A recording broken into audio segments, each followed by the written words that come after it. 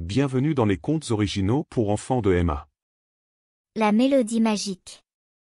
Au cœur d'une grande ville animée, où les gratte-ciels effleuraient les nuages et les klaxons de voitures jouaient une symphonie sans fin, vivait un jeune garçon nommé Oliver. Oliver était un garçon ordinaire avec un amour extraordinaire pour la musique. Son quartier, niché entre les immeubles imposants, était un mélange vibrant de cultures, et la musique était le fil qui les unissait tous.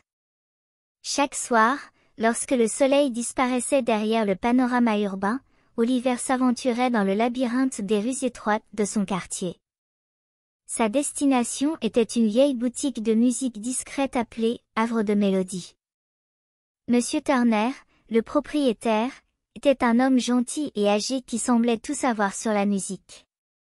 Mais ce qui rendait le Havre de Mélodie vraiment spécial, c'était un coin mystérieux et poussiéreux de la boutique, où se dressait une contrebasse ancienne.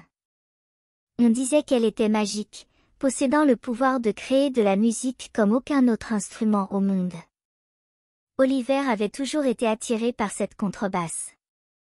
Il visitait la boutique, discutait avec Monsieur Turner et rêvait secrètement d'y jouer.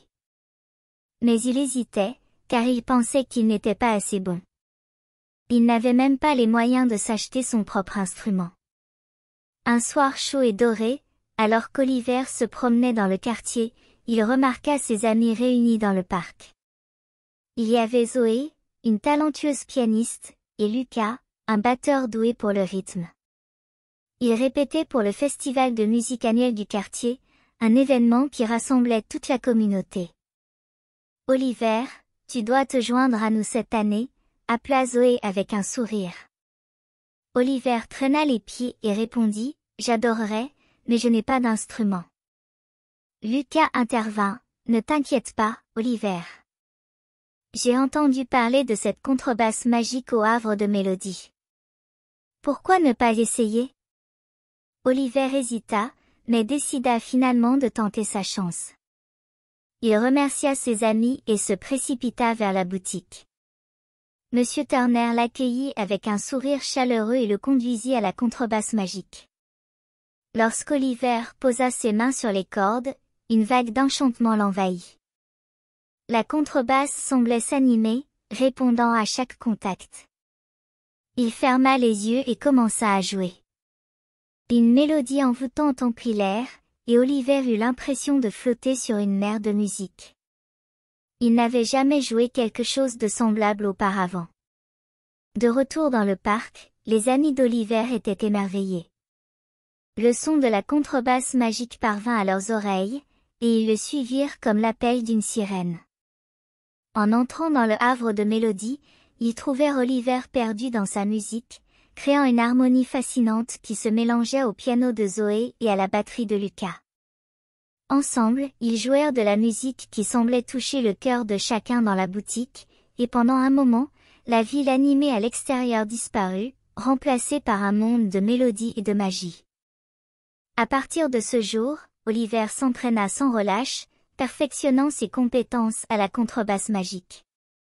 À chaque jour qui passait, il devenait plus confiant et plus habile. Ses amis le rejoignaient régulièrement, et leur musique résonnait non seulement dans les murs de la boutique de musique, mais dans tout le quartier. Les gens se rassemblaient pour écouter, et les rues autrefois bruyantes se transformaient en une symphonie de joie. À mesure que le festival de musique approchait, l'excitation du quartier grandissait. Oliver, Zoé et Lucas étaient déterminés à en faire une performance inoubliable. Ils composèrent une pièce qui racontait l'histoire de leur quartier, de ses cultures diverses et de la magie que la musique apportait à leur vie. Le jour du festival, le parc se transforma en une scène magique ornée de lumières colorées. Famille, amis et voisins se rassemblèrent, le visage empli d'anticipation.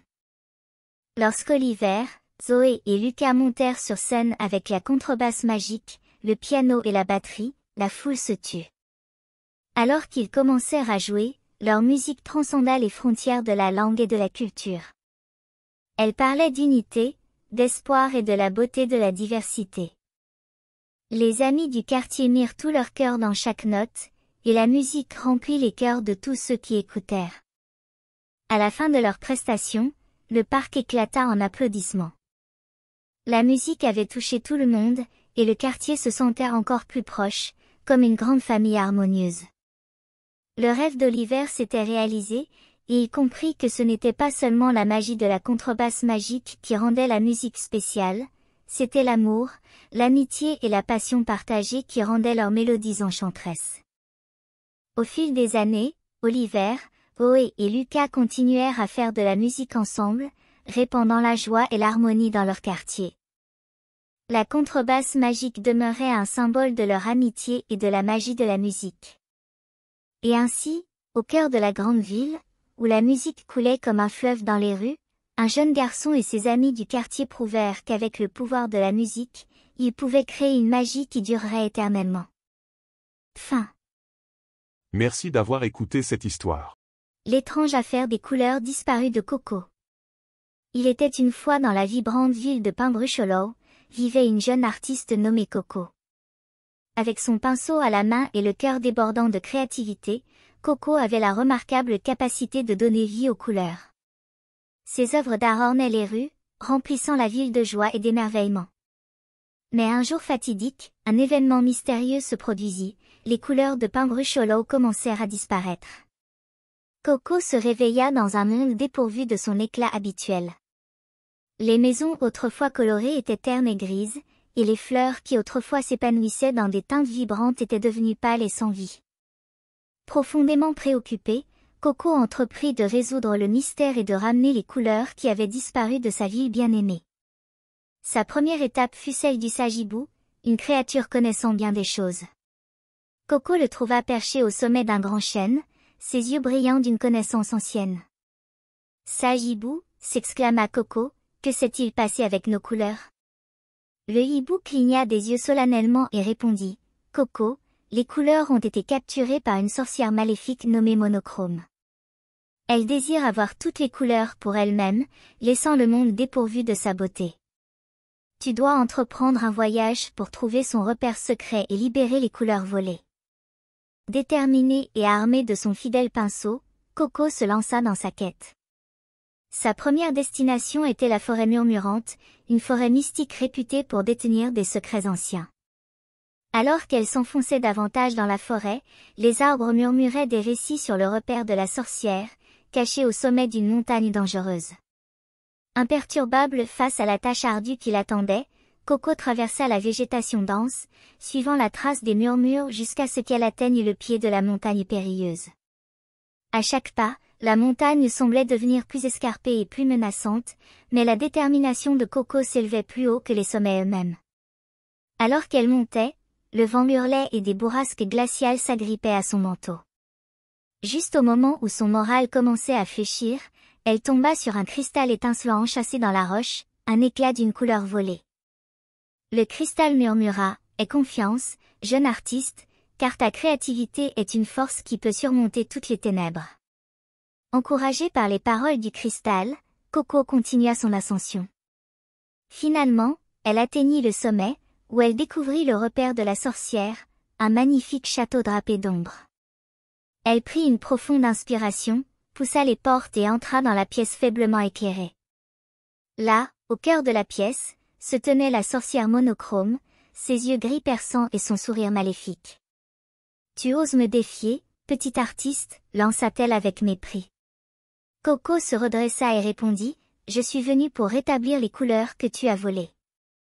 Le monde mérite sa beauté. » Un combat de volonté s'ensuivit alors que Coco brandissait son pinceau et que Monochrome ripostait avec sa magie sombre.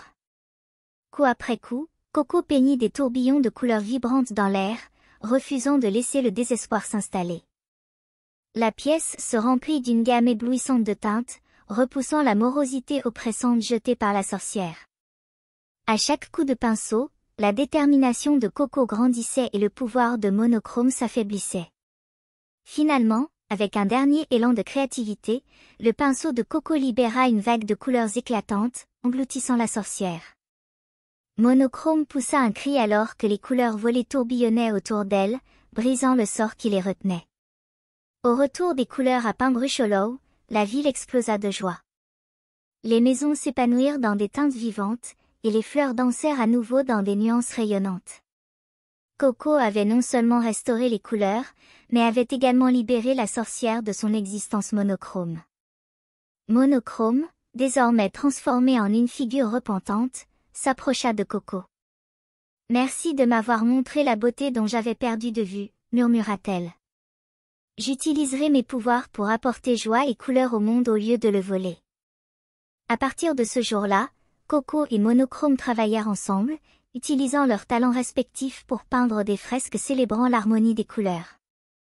Paintbrush Hollow devint un phare de créativité et d'unité, rappelant à tous ceux qui traversaient ces rues que la beauté peut être trouvée même dans les moments les plus sombres.